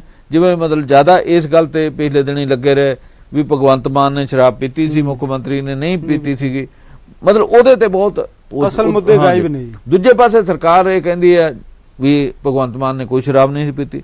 ਇੱਕ ਕੰਟਰੋਵਰਸੀ ਬੜੀ ਇਸ ਮਾਮਲੇ ਤੇ ਬਣੀ ਹੋਈ ਹੈ ਅਜੇ ਵੀ। ਮਤਲਬ ਸਰਕਾਰ ਵਿਰੋਧੀ ਅਜੇ ਵੀ ਹੈ, ਸਰਕਾਰ ਆਪਣਾ ਪੱਖ ਪੇਸ਼ ਕਰ ਰਹੀ ਹੈ, ਵਿਰੋਧੀ ਆਪਣਾ ਪੱਖ ਪੇਸ਼ ਕਰ ਰਿਹਾ। ਸੋ ਅਜੀਬ ਜੀ ਸਥਿਤੀ ਜਿਹੜੀ ਪੰਜਾਬ ਦੇ ਮੁੱਦਿਆਂ ਨੂੰ ਛੱਡ ਕੇ ਨਿੱਜੀ ਜਿਹੜੀ ਜ਼ਿੰਦਗੀ ਦੇ ਉਹਦੇ ਉੱਪਰ ਜਿਹੜਾ ਮਤਲਬ ਲਿਆ ਜਾ ਰਿਹਾ। ਮਤਲਬ ਭਗਵੰਤ ਮਾਨ ਸਰਕਾਰ ਲਈ ਵੀ ਚਾਹੀਦਾ ਕਿ ਜਿਹੜਾ SYL ਦਾ ਮੁੱਦਾ ਬੜਾ ਗੰਭੀਰ ਮੁੱਦਾ ਜਿਹੜਾ ਅਗਲੇ ਦਿਨਾਂ 'ਚ ਆ ਰਿਹਾ, ਉਹਦੀ ਤਿਆਰੀ ਕਰੇ। ਇਸੇ ਵਿਧਾਨ ਸਭਾ 'ਚ ਉਹਦੇ ਹੱਕ ਦੇ ਵਿੱਚ ਵੀ ਗੱਲ ਕਰਨੀ ਚਾਹੀਦੀ ਹੈ। ਮਨੋਹਰ ਲਾਲ ਖੱਟੜ ਜੀ ਤਾਂ ਬਿਆਨ ਦੇਤਾ ਵੀ ਸਾਡੇ ਹੱਕ 'ਚ ਹੋਵੇਗਾ, ਬਸ ਫੈਸਲੇ ਦਾ ਇੰਤਜ਼ਾਰ। ਨਹੀਂ, ਉਹ ਤਾਂ ਸਾਡੇ ਦੇਸ਼ ਦੀ ਸੁਪਰੀਮ ਕੋਰਟ ਨੇ ਇੱਕ ਵਾਰੀ ਕਰਤਾ ਹੈ। ਉਹ ਕਹਿੰਦੇ ਵੀ ਨਹਿਰ ਬਣਾਓ, ਪਾਣੀ ਦੇ ਹੈ ਕਿ ਨਹੀਂ ਹੈ ਬਾਅਦ ਚ ਦੇਖਾਂਗੇ। ਮਤਲਬ ਉਲਟੇ ਕੰਮ ਜਿਹੜੇ ਸਾਡੇ ਦੇਸ਼ ਦੇ ਵਿੱਚ ਕਈ ਹੋ ਰਹੇ। ਸੋ ਇਸ ਤਰੀਕੇ ਦੇ ਕੰਮ ਜਿਹੜੇ ਨਹੀਂ ਹੋਣੇ ਚਾਹੀਦੇ। ਪਾਣੀ ਪਹਿਲਾਂ ਦੇਖਣਾ ਚਾਹੀਦਾ। ਇਹਨਾਂ ਨੂੰ, ਇਸ ਸਰਕਾਰ ਨੂੰ ਵੀ ਜਿਹੜਾ ਨਾ ਇਸ ਤਰੀਕੇ ਦਾ ਸਟੈਂਡ ਲੈਣਾ ਚਾਹੀਦਾ ਵੀ ਪਾਣੀਆਂ ਦੀ ਵੰਡ ਜਿਹੜੀ ਹੈ ਉਹ ਰਿਪੇਰੀਅਨ ਉਹਦੇ ਅਸੂਲਾਂ ਤੇ ਹੋਵੇ, ਸਿਧਾਂਤ ਦੇ ਉੱਪਰ ਹੋਵੇ, ਜਾਂ ਕਿਵੇਂ ਹੋਵੇ। ਮਤਲਬ ਜੇ ਰਿਪੇਰੀਅਨ ਉਹਦੇ ਤੇ ਹੁੰਦੀ ਆ ਫਿਰ ਤਾਂ ਹਰਿਆਣਾ ਨੂੰ ਪਾਣੀ ਮਿਲ ਹੀ ਨਹੀਂ ਸਕਦਾ, ਫਿਰ ਰਾਜਸਥਾਨ ਨੂੰ ਵੀ ਨਹੀਂ ਮਿਲ ਸਕਦਾ। ਕਿਉਂਕਿ ਰਾਜਸਥਾਨ ਜਿੰਨੇ ਦਰਿਆ ਨੇ, ਭਾਵੇਂ ਉਹ ਰਾਵੀ ਆ, ਭਾਵੇਂ ਸਤਲੁਜ ਆ, ਭਾਵੇਂ ਬਿਆਸ ਹੈ, ਉਹਦਾ ਰਾਜਸਥਾਨ ਨਾਲ ਕੋਈ ਸੰਬੰਧ ਨਹੀਂਗਾ। ਜੇ ਪਾ ਲਾ ਕੇ ਤਿੰਨਾਂ ਸੂਬਿਆਂ ਨਾਲ ਘੱਗਰ ਹੈ, ਘੱਗਰ ਹੈਗੀ ਬਰਸਾਤੀ ਨਾਲਾ, ਇਹਦਾ ਹਰਿਆਣੇ ਨਾਲ ਸੰਬੰਧ ਹੈ, ਇਹਦਾ ਹੀ ਅੱਗੇ ਆਪਣੇ ਰਾਜਸਥਾਨ ਨਾਲ ਸੰਬੰਧ ਹੈ। ਉਸ ਹਿਸਾਬ ਨਾਲ ਇਹਦੇ ਨਾਲ ਤਾਂ ਕੋਈ ਕਨੈਕਸ਼ਨ ਜੁੜ ਸਕਦਾ, ਅਦਰਵਾਈਜ਼ ਤਾਂ ਕੋਈ ਕਨੈਕਸ਼ਨ ਹੀ ਨਹੀਂ ਜੁੜਦਾ। ਇਹਦੇ ਉੱਪਰ ਮਾਨ ਸਰਕਾਰ ਨੂੰ ਸਖਤੀ ਨਾਲ ਜਿਹੜਾ ਮਤਲਬ ਐਡਵੋਕੇਟ, ਤਜਰਬੇਕਾਰ ਜਿਹੜੇ ਸੰਵਿਧਾਨ ਦੇ ਮਾਹਰ ਹੋਣ, ਉਹਨਾਂ ਨੂੰ ਲੈ ਕੇ ਇਸ ਪਾਸੇ ਦੀ ਲੜਾਈ ਲੜਨੀ ਚਾਹੀਦੀ ਹੈ। ਜਿਹੜਾ ਸਾਡੇ ਸੰਘੀ ਢਾਂਚੇ ਦੇ ਉੱਪਰ ਹਮਲੇ ਹੋ ਰਹੇ ਉਹਨਾਂ ਬਾਰੇ ਜ਼ਿਆਦਾ ਸੋਚਣਾ ਚਾਹੀਦਾ। ਇਹ ਸੈਸ਼ਨ ਦੇ ਵਿੱਚ ਇਹੋ ਜਿਹਾ ਕੁਝ ਕਰਨਾ ਚਾਹੀਦਾ ਸੀਗਾ ਤਾਂ ਕਿ ਪੰਜਾਬ ਦੇ ਜਿਹੜੇ ਹਿੱਤ ਹੈ ਉਹ ਸੇਵ ਕੀਤੇ ਜਾਣ, ਉਹਨਾਂ ਦੀ ਰਾਖੀ ਕੀਤੀ ਜਾ ਸਕੇ। ਜੇ ਸਰਕਾਰ ਨਹੀਂ ਰਾਖੀ ਕਰੇਗੀ ਹੋਰ ਕੌਣ ਕਰੇਗਾ? ਸਰਕਾਰ ਨੂੰ ਇਸ ਪੱਖ ਤੋਂ ਸੋਚਣਾ ਚਾਹੀਦਾ। ਠੀਕ ਹੈ, ਉਹ ਸੈਸ਼ਨ ਕਰਕੇ ਮਤਲਬ ਕੱਲ ਨੂੰ ਆਪਣੀ ਪਿੱਠ ਤਪਤ ਪਾ ਲੈਣਗੇ, ਪਰ ਇਹਦੇ ਨਾਲ ਕੱਲਾ ਕੰਮ ਨਹੀਂ ਚੱਲਣਾ। ਕੰਮ ਕੁਝ ਹੋਰ ਕਰਨ ਦੀ ਲੋੜ ਹੈਗੀ ਆ। ਜਾਂ ਇਹ ਹੁੰਦਾ ਵੀ ਕਿਸੇ ਨੇ ਉਹਨਾਂ ਦੇ ਖਿਲਾਫ ਮਤਾ ਪੇਸ਼ ਕੀਤਾ ਹੁੰਦਾ, ਫਿਰ ਇਹ ਜ਼ਿਆਦਾ ਵਧੀਆ ਹੋਣਾ ਸੀ। ਇਸ ਤੋਂ ਪਹਿਲਾਂ ਇਹਨਾਂ ਨੇ ਇਹ ਹੁਣੇ ਦਿੱਲੀ ਦਾ ਵੀ ਸੈਸ਼ਨ ਕੀਤਾ ਸੀਗਾ, ਉਹ ਵੀ ਵਿਸ਼ੇਸ਼ ਸੈਸ਼ਨ ਇਸੇ ਮੰਤਵ ਲਈ ਸੀਗਾ। ਕੇਜਰੀਵਾਲ ਉਹਨਾਂ ਨੇ ਸੱਦੇ ਮੁੱਖ ਰੱਖ ਕੇ ਜਿਹੜਾ ਕਿਹਾ ਜਾ ਸਕਦਾ। ਹਾਂਜੀ, ਮਤਲਬ ਮੇਨ ਇਹਨਾਂ ਦਾ ਇਹ ਵੀ ਜਿਹੜੀ ਇਹ ਆਪਣੇ ਆਪ ਨੂੰ BJP ਦੇ ਵਿਰੁੱਧ ਜਿਹੜੀ ਆ ਇੱਕ ਨਵੀਂ ਧਿਰ ਦੇ ਵਜੋਂ ਕਾਂਗਰਸ ਦੀ ਜਗ੍ਹਾ ਆਪਣੇ ਖੜਾ ਕਰਨਾ ਚਾਹੁੰਦੇ, ਉਹਦੇ ਲਈ ਇਹਨਾਂ ਦਾ ਵੱਡੇ ਤੌਰ ਤੇ ਕੰਮ ਕਾਜ ਇਸ ਦਿਸ਼ਾ ਵੱਲ ਨੂੰ ਜਾਂਦਾ, ਭੂਮਿਕਾ ਨਿਭਾਉਣਾ ਚਾਹੁੰਦੇ ਨੇ ਕਿ ਅਸੀਂ ਵਿਰੋਧੀ ਧਿਰ ਦੇ ਵਿੱਚ ਹਾਂ। ਵੇਖਣਾ ਹੋਵੇਗਾ ਕਿ ਜਿਹੜੀ ਸਫਲਤਾ ਮਿਲਦੀ ਹੈ ਇਸ ਗੱਲ ਦੇ ਵਿੱਚ ਜਾਂ ਨਹੀਂ। ਪੰਜਾਬ ਦੇ ਵਿੱਚ ਸਾਬਕਾ ਵਿਧਾਨ ਸਭਾ ਦੇ ਸਪੀਕਰ ਰਹਿ ਚੁੱਕੇ ਨੇ KP ਰਾਣਾ, ਤੇ ਉਹਦੇ ਨਾਲ ਹੀ ਇੱਕ ਸਾਬਕਾ ਮੰਤਰੀ ਨੇ ਜਿਹੜੇ ਆਪਣੇ ਸ਼ਾਮ ਸੁੰਦਰ ਅਰੋੜਾ ਜੀ। ਇਹਦੇ ਪਰ ਵਿਜੀਲੈਂਸ ਦਾ ਸਕੰਜਾ ਜਿਹੜਾ ਦੋਨਾਂ ਪਰ ਕੱਸਿਆ ਜਾ ਰਿਹਾ, ਕਿਵੇਂ ਵੇਖ ਰਹੇ ਹੋ? ਦੇਖੋ, ਇੱਕ ਤਾਂ ਕੇਸ ਹੀ ਇਹਨਾਂ ਨੇ ਰਜਿਸਟਰ ਕਰ ਦਿੱਤਾ, ਸਾਬਕਾ ਸਪੀਕਰ ਨੇ KP ਰਾਣਾ ਦੇ ਖਿਲਾਫ ਕੇਸ ਦਰਜ ਕਰ ਦਿੱਤਾ। ਉਹਨਾਂ ਨੇ ਅੱਜ ਪਹਿਲਾਂ ਆਪਣੀ ਪ੍ਰੈਸ ਕਾਨਫਰੰਸ ਵੀ ਕੀਤੀ ਸੀਗੀ। ਪਹਿਲਾਂ ਉਹਨਾਂ ਬਾਰੇ ਇਹ ਸੀ ਵੀ ਉਹ ਕੈਪਟਨ ਅਮਰਿੰਦਰ ਸਿੰਘ ਦੇ ਨਾਲ ਹੀ BJP 'ਚ ਸ਼ਾਮਲ ਹੋਣ ਜਾ ਰਿਹਾ। ਜੀ। ਉਹ ਕਾਂਗਰਸ ਹਾਈ ਕਮਾਂਡ ਦੇ ਵਿੱਚੋਂ ਕੁਝ ਉਹਨਾਂ ਦੇ ਕਰੀਬੀਆਂ ਨੇ ਜਿਹੜਾ ਉਹਨਾਂ ਨੂੰ ਉਸ ਪਾਸੇ ਵੱਲ ਤੋਂ ਜਾਣ ਤੋਂ ਰੋਕਿਆ। ਹੁਣ ਉਹਨਾਂ ਦੇ ਖਿਲਾਫ ਵਿਜੀਲੈਂਸ ਜਾਂਚ ਜਿਹੜੀ ਆ ਉਹ ਸ਼ੁਰੂ ਹੋ ਗਈ ਆ ਜੀ। ਕੇਸ ਦਰਜ ਜਿਹੜਾ ਉੱਥੋਂ ਦੇ ਇਹਨਾਂ ਦੇ ਖਿਲਾਫ ਜਿਹੜੇ ਜਿੱਤੇ ਸੀਗੇ ਹਰਜੋਤ ਸਿੰਘ ਬੈਂਸ ਜਿਹੜੇ ਖਨਨ ਮੰਤਰੀ ਨੇ, ਜਿਹੜੇ ਸਕੂਲ ਸਿੱਖਿਆ ਮੰਤਰੀ ਨੇ, ਉਹਨਾਂ ਨੇ ਵਿਜੀਲੈਂਸ ਨੂੰ ਕਹਿ ਕੇ ਕੇਸ ਇਹਨਾਂ ਦੇ ਖਿਲਾਫ ਦਰਜ ਕਰਵਾ ਦਿੱਤਾ। ਉਹਦੇ 'ਚ ਕਾਰਵਾਈ ਤਾਂ ਹੁਣ ਵਿਜੀਲੈਂਸ ਕਰੇਗੀ ਨਾ ਜੀ, ਵੀ ਉੱਥੇ ਜਿਹੜਾ ਇਹ ਜ਼ਰੂਰ ਹੈ ਕਿ ਜਿਹੜਾ ਉਹਨਾਂ ਦਾ ਹਲਕਾ ਸੀਗਾ, ਉਹਨਾਂ ਦੇ ਹਲਕੇ ਦੇ ਵਿੱਚ ਜਿਹੜਾ ਅੱਜ ਬੈਂਸ ਉਹਨਾਂ ਦਾ ਹਲਕਾ, ਉਹਦੇ ਵਿੱਚ ਖਨਨ ਰੁਕੀ ਨਹੀਂ ਗਈ, ਮਾਈਨਿੰਗ ਲਗਾਤਾਰ। ਹਾਂ, ਮਾਈਨਿੰਗ ਜਿਹੜੀ ਆ ਉਹ ਕਿਸੇ ਨਾ ਕਿਸੇ ਰੂਪ 'ਚ ਜਾਰੀ ਆ। ਕਈ ਰਿਪੋਰਟਾਂ ਜਿਹੜੀਆਂ ਹੁਣ ਵੀ ਆਉਂਦੀਆਂ ਨੇ ਕਿ ਉੱਥੇ ਖਨਨ ਜਿਹੜੀ ਆ ਰੁਕ ਨਹੀਂ ਰਹੀ ਜੀ, ਇਹਨਾਂ ਦੇ ਸਮੇਂ ਵੀ ਜਾਰੀ ਸੀਗੀ ਜੀ। ਅਸੀਂ ਇੱਕ ਵਾਰੀ ਜਦੋਂ ਟ੍ਰਿਬਿਊਨ ਦੇ ਵਿੱਚ ਸੀਗੇ ਉਸ ਇਲਾਕੇ ਦੇ ਵਿੱਚ ਸਾਡੀ ਇੱਕ ਟੀਮ ਗਈ। ਅਸੀਂ ਜਿਹੜਾ ਉੱਥੇ ਇੱਕ ਪੁਲ ਆ, ਬਹੁਤ ਵੱਡਾ ਪੁਲ ਅਨੰਦਪੁਰ ਸਾਹਿਬ ਤੋਂ ਪਹਿਲਾਂ ਆਉਂਦਾ ਜੀ, ਉੱਥੇ ਜਿਹੜੇ ਗਾਰਡ ਖੜੇ ਸੀਗੇ ਜਿਹੜੇ ਉਹਦੇ 24 ਘੰਟੇ ਪਹਿਰਾ ਦਿੰਦੇ ਆ, ਉਹਨਾਂ ਨੂੰ ਪੁੱਛਿਆ ਵੀ ਸਰਕਾਰ ਬਦਲ ਗਈ ਹੈ, 1 ਸਾਲ ਉਦੋਂ ਕੈਪਟਨ ਸਰਕਾਰ ਨੂੰ ਹੋ ਗਿਆ ਸੀ, ਵੀ ਕੀ ਫਰਕ ਪਿਆ? ਉਹ ਕਹਿੰਦੇ ਜੀ ਪੁਲ ਬਚ ਗਿਆ, ਜੇ ਪਿਛਲੀ ਸਰਕਾਰ ਰਹਿੰਦੀ ਤਾਂ ਉਹ ਇਹਦੇ ਹੇਠਾਂ ਤੱਕ ਜਿਹੜਾ ਨਾ ਉਹ ਖਨਨ ਕਰਨ ਲੱਗ ਗਏ ਸੀ, ਮਾਈਨਿੰਗ ਕਰਨ ਲੱਗ ਗਈ ਸੀ ਉਸ ਸਰਕਾਰ ਦੇ ਸਮੇਂ, ਇੱਥੋਂ ਤੱਕ ਉਹ ਪੁਲ ਨਹੀਂ ਬਚਣਾ। ਹੁਣ ਕਹਿੰਦੇ ਵੀ ਪੁਲ ਬਚ ਗਿਆ, ਪੁਲ ਬਚ ਗਿਆ, ਪਰ ਜਿਹੜੇ ਖਨਨ ਕਰਨ ਵਾਲੇ 1 ਕਿਲੋਮੀਟਰ ਪਿੱਛੇ ਜਾ ਕੇ ਕਰਦੇ ਆ। ਕਹਿੰਦੇ ਜੀ ਜੇ ਅਸਲ ਨਜ਼ਾਰਾ ਤੁਸੀਂ ਦੇਖਣਾ ਰਾਤ ਨੂੰ ਆਇਓ ਜੀ, ਰਾਤ ਨੂੰ ਇੱਥੇ ਲਾਈਟਾਂ ਜਗਣਗੀਆਂ, ਦੀਵਾਲੀ ਦੀਆਂ ਵੀ ਲਾਈਟਾਂ ਨੂੰ ਮਾਤ ਕਰਦੀਆਂ ਹੋਣਗੀਆਂ ਜੀ, ਵੀ ਇੰਨੀ ਇੱਥੇ ਖਨਨ ਜਿਹੜੀ ਰਾਤ ਨੂੰ ਹੁੰਦੀ ਹੈ। ਉਹੀ ਅਸੀਂ ਆਣ ਕੇ ਸਟੋਰੀਆਂ ਕੀਤੀਆਂ ਵੀ ਕੈਪਟਨ ਸਰਕਾਰ ਦੇ ਆਉਣ ਨਾਲ ਆ ਪੁਲ ਢਹਿ ਜਾਣਾ ਸੀ, ਇਹ ਪੁਲ ਬਚ ਗਿਆ ਜੀ, ਇੰਨੀ ਕੁ ਤਬਦੀਲੀ ਹੋਈ ਹੈ। ਸੋ ਇਸ ਕਰਕੇ ਇਸ ਮਾਮਲੇ ਦੀ ਹੁਣ ਜਾਂਚ ਹੋਏਗੀ, ਵਿਜੀਲੈਂਸ ਜਾਂਚ ਕਰੇਗੀ, ਉਹ ਦੇਖੇਗੀ ਕੀ ਉਹਦੇ ਚ ਹੋਇਆ। ਸ਼ਾਮ ਸੁੰਦਰ ਅਰੋੜਾ ਤੇ ਕੀ ਦੋਸ਼ ਲੱਗ ਰਿਹਾ ਉਹਨਾਂ ਦੇ ਉੱਪਰ? ਇਹ ਆ ਵੀ ਉਹਨਾਂ ਦੇ ਆਮਦਨ ਤੋਂ ਵੱਧ ਜਿਹੜੇ ਆ, ਹਾਂ, ਉਹਨਾਂ ਨੇ ਪ੍ਰਾਪਰਟੀ ਬਣਾਈ ਆ, ਕੁਝ ਜ਼ਮੀਨਾਂ ਦਾ ਮਾਮਲਾ ਵੀ ਹੈਗਾ, ਉਹਦੇ ਤੋਂ ਇਹ ਪਹਿਲਾਂ ਇਹਦੇ ਤੇ ਜਾਂਚ ਹੋਏਗੀ, ਉਸ ਤੋਂ ਬਾਅਦ ਅਗਲੀ ਜਿਹੜੀ ਜਾਂਚ ਆ ਉਹ ਵਿਜੀਲੈਂਸ ਵਾਲੀ ਹੋਏਗੀ। ਅੱਜ ਕਾਫੀ 3-4 ਘੰਟੇ ਪੁੱਛਗਿੱਛ ਹੋਈ ਹੈ ਜੀ ਉਹਨਾਂ ਤੋਂ। ਹਾਂਜੀ। ਤੋ ਦੋਨਾਂ ਮਾਮਲਿਆਂ ਦੇ ਵਿੱਚ ਦੇਖੋ, ਪਿਛਲੀ ਸਰਕਾਰ ਦੇ ਵਿੱਚ ਇੱਕ ਗੱਲ ਜਿਹੜੀ ਆ ਉਹ ਤੋਂ ਪਿਛਲੀ ਸਰਕਾਰ ਵੱਲ ਨੂੰ ਚੱਲ ਪੋ, ਇਸ ਪਿਛਲੀ ਸਰਕਾਰ ਵੱਲ ਚੱਲ ਪੋ, ਬਹੁਤੇ ਜਿਹੜੇ ਮੰਤਰੀ ਸੰਤਰੀ ਸੀਗੇ ਉਹਨਾਂ ਦੇ ਉੱਪਰ ਤਰ੍ਹਾਂ ਦੇ ਦੋਸ਼ ਲੱਗਦੇ ਰਹੇ, ਪੈਸਾ ਇਕੱਠਾ ਕੀਤਾ ਗਿਆ। ਜਿਹੜੀ ਇਹ ਕਿਹਾ ਜਾਂਦਾ ਸੀ ਬਾਦਲ ਸਰਕਾਰ ਸਮੇਂ ਜਿਹੜੇ ਰਾਜ ਨਹੀਂ ਸੇਵਾ ਤਾਂ ਕੀਤੀ ਨਹੀਂ ਗਈ, ਮੇਵਾ ਹੀ ਖਾਦਾ ਜੀ। ਤੋ ਮੇਵਾ ਕਿਸੇ ਨਾ ਕਿਸੇ ਰੂਪ ਦੇ ਵਿੱਚ ਤਾਂ ਰੋਜ਼ ਨਵਾਂ ਤੇ ਨਵਾਂ ਇੱਕ ਜਿਹੜਾ ਪੱਤਾ ਖੁੱਲਦਾ ਜਾ ਰਿਹਾ, ਚਾਹੇ ਭਰਤ ਭੂਸ਼ਣ ਆਸ਼ੂ ਦੀ ਗੱਲ ਹੋਵੇ ਜਾਂ ਜਿਹੜੇ ਹੋਰ ਮਸਲੇ ਵੀ ਨਿਕਲ ਕੇ ਆ ਰਹੇ ਨੇ। ਕੇਪੀ ਰਾਣੇ ਨੇ ਆਪਣੇ ਪੱਖ 'ਚ ਕੀ ਕਿਹਾ ਜੀ? ਕਿ ਵੀ ਉਹ ਤਾਂ ਕਹਿੰਦੇ ਵੀ ਮੈਂ ਤਾਂ ਨਿਰਦੋਸ਼ ਆ, ਮੈਂ ਇਹੋ ਜਿਹਾ ਕੁਝ ਨਹੀਂ ਕੀਤਾ। ਇਹਦਾ ਹੁਣ ਜਾਂਚ ਹੋ ਕੇ ਇਹਦਾ ਪਤਾ ਲੱਗੇਗਾ ਨਾ ਵੀ ਕੀ ਹੋਇਆ, ਕੀ ਹੈ, ਕਿੱਧਰ ਨੂੰ ਗਏ ਮਾਮਲੇ, ਉਹਦੇ 'ਚ ਇਹ ਜਿਹੜਾ ਸੱਚ ਹੈ ਇਹਦੇ ਸਾਹਮਣੇ ਆਏਗਾ। ਕਈ ਵਾਰੀ ਇਹ ਵੀ ਹੋ ਜਾਂਦਾ ਹੈ, ਮਤਲਬ ਇੱਕ ਵਾਰੀ ਜਾਂਚ ਹੋ ਜਾਂਦੀ ਆ, ਉਸ ਤੋਂ ਬਾਅਦ ਉਹਨੇ ਐਵੀਡੈਂਸ ਨਹੀਂ ਹੁੰਦੇ, ਬੰਦੇ ਛੁੱਟ ਵੀ ਜਾਂਦੇ, ਅਦਾਲਤਾਂ ਅਲਟੀਮੇਟਲੀ ਫੈਸਲਾ ਕਰਦੀਆਂ।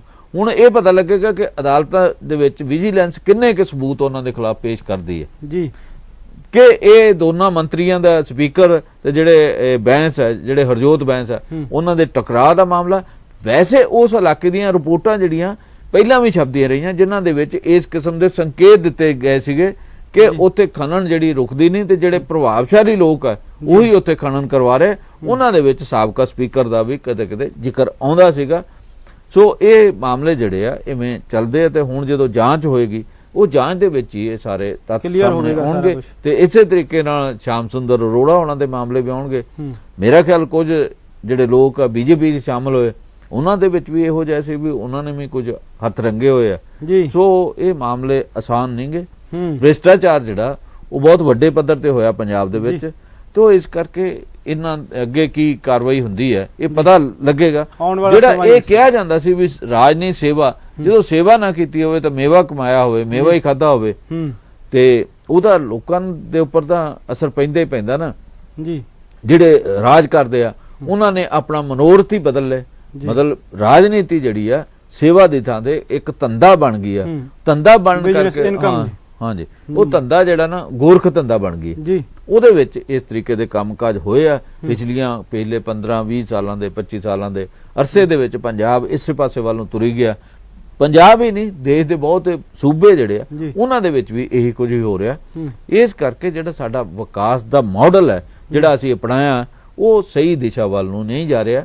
ਉਹਦੇ ਵਿੱਚ ਥਾਂ ਦੇ ਉੱਪਰ ਕਰਪਸ਼ਨ ਨੇ ਜੀ, ਰਿਪੋਰਟਾਂ ਵੀ ਹੁਣ ਪਿਛਲੇ ਦਿਨਾਂ ਦੇ ਵਿੱਚ ਆਈਆਂ, ਵੱਖ-ਵੱਖ ਅਖਬਾਰਾਂ 'ਚ ਛਪੀਆਂ ਨੇ ਵੀ ਪਿਛਲੇ ਸਮੇਂ 'ਚ ਈਡੀ ਨੇ ਜਾਂ ਆਈਬੀ ਨੇ ਜਾਂ ਹੋਰ ਜਿਹੜੀਆਂ ਏਜੰਸੀਆਂ ਨੇ, ਇਨਕਮ ਟੈਕਸ ਨੇ, ਕਿੱਥੇ-ਕਿੱਥੇ ਛਾਪੇ ਮਾਰੇ, ਕਿੱਥੇ-ਕਿੱਥੇ ਕਾਰਵਾਈਆਂ ਕੀਤੀਆਂ। ਉਹਦੇ 'ਚ ਇਹੀ ਲੱਗਦਾ ਵੀ ਵਿਰੋਧੀ ਪਾਰਟੀਆਂ ਦੇ ਆਗੂਆਂ ਖਿਲਾਫ ਜ਼ਿਆਦਾ ਵੱਡੇ ਪੱਧਰ ਤੇ ਕਾਰਵਾਈਆਂ ਹੋ ਰਹੀਆਂ ਨੇ ਤੇ ਰੂਲਿੰਗ ਪਾਰਟੀ ਦੇ ਖਿਲਾਫ ਬਹੁਤ ਘੱਟ ਨੇ। ਇਸੇ ਕਰਕੇ ਜਿਹੜੇ ਇਹ ਜਿਨ੍ਹਾਂ ਦੇ ਉੱਪਰ ਤਰ੍ਹਾਂ ਦੇ ਦੋਸ਼ ਲੱਗਦੇ ਆ ਉਹ ਰੂਲਿੰਗ ਪਾਰਟੀ ਦੇ ਵਿੱਚ ਜਾ ਰਹੇ ਨੇ ਤਾਂ ਕਿ ਉਹ ਇਹਨਾਂ ਤੋਂ ਬਚ ਸਕਣ। ਮਤਲਬ ਇਸ ਤਰੀਕੇ ਦੀਆਂ ਬਹੁਤ ਸਾਰੀਆਂ ਗੱਲਾਂ ਜਿਹੜੀਆਂ ਆ ਰਹੀਆਂ, ਜਦੋਂ ਕਿ ਚਾਹੀਦਾ ਇਹੀ ਸੀਗਾ ਵੀ ਇਹਨਾਂ ਸਾਰਿਆਂ ਦੇ ਉੱਪਰ ਜਿਨ੍ਹਾਂ ਨੇ ਭ੍ਰਿਸ਼ਟਾਚਾਰ ਕੀਤਾ ਇੱਕੋ ਤਰ੍ਹਾਂ ਦੀ ਕਾਰਵਾਈ ਹੋਣੀ ਚਾਹੀਦੀ ਹੈ। ਉਹ ਭਾਵੇਂ ਰੂਲਿੰਗ ਪਾਰਟੀ 'ਚ ਆ ਭਾਵੇਂ ਵਿਰੋਧੀ ਪਾਰਟੀ 'ਚ, ਇਹ ਨਹੀਂ ਹੋਣਾ ਚਾਹੀਦਾ, ਸਾਰਿਆਂ ਲਈ ਇੱਕ ਹੀ ਸਮਾਨ ਹੋਣਾ ਚਾਹੀਦਾ। ਤੋਂ ਇਸ ਕਰਕੇ ਸੁਪਰੀਮ ਕੋਰਟ ਦੇ ਵਿੱਚ ਇਹ ਆਇਆ ਵੀ ਜਿਹੜਾ ਆਪਣੇ ਸੀਬੀਆਈ ਆ ਵੀ ਇਹ ਕੇਸ ਮਤਲਬ ਪਿੰਜਰੇ ਦਾ ਤੋਤਾ ਹੈ। ਮਤਲਬ ਇਹੋ ਜਿਹੀਆਂ ਗੱਲਾਂ ਜਿਹੜੀਆਂ ਕਾਂਗਰਸ ਵੇਲੇ ਵੀ ਕਿਹਾ ਜਾਂਦਾ ਜੀ, ਜੋ ਵੀ ਸੱਤਾ ਦੇ ਵਿੱਚ ਹੁੰਦਾ ਉਹ ਇਹਨਾਂ ਜਿਹੜੀਆਂ ਸ਼ਕਤੀਆਂ ਨੂੰ ਵਰਤਦਾ। ਪਰ ਜੇਕਰ ਗੱਲ ਕੀਤੀ ਜਾਵੇ ਜੰਮੂ ਜੀ, ਖਮਿਆਜਾ ਆਮ ਜਨਤਾ ਨੂੰ ਭੁਗਤਣਾ ਪੈਂਦਾ ਹੈ, ਜਿਹੜੇ ਲੋਕਾਂ ਦੇ ਉੱਪਰ ਅਸਰ ਪੈਂਦਾ ਹੈ, ਕਰਜ਼ਾ ਜਿਹੜਾ ਵੱਧਦਾ ਹੈ, ਮਹਿੰਗਾਈ ਜਿਹੜੀ ਵੱਧਦੀ ਹੈ। ਸੋ ਅਸੀਂ ਜਿਹੜੇ ਇਹ ਪ੍ਰੋਗਰਾਮ ਦੇ ਵਿੱਚ ਪੰਜਾਬ ਦੇ ਮਸਲਿਆਂ ਨੂੰ ਆਪ ਜੀ ਦੇ ਸਨਮੁਖ ਅਸੀਂ ਕੀਤਾ। ਕੱਲ ਫਿਰ ਹੋਵਾਂਗੇ ਹਾਜ਼ਰ ਨਵੇਂ ਮਸਲੇ ਦੇ ਨਾਲ, ਨਵੇਂ ਮੁੱਦੇ ਦੇ ਨਾਲ। ਇਸ ਵੇਲੇ ਜੰਮੂ ਜੀ ਇਜਾਜ਼ਤ, ਧੰਨਵਾਦ, ਸਤਿ ਸ਼੍ਰੀ ਅਕਾਲ।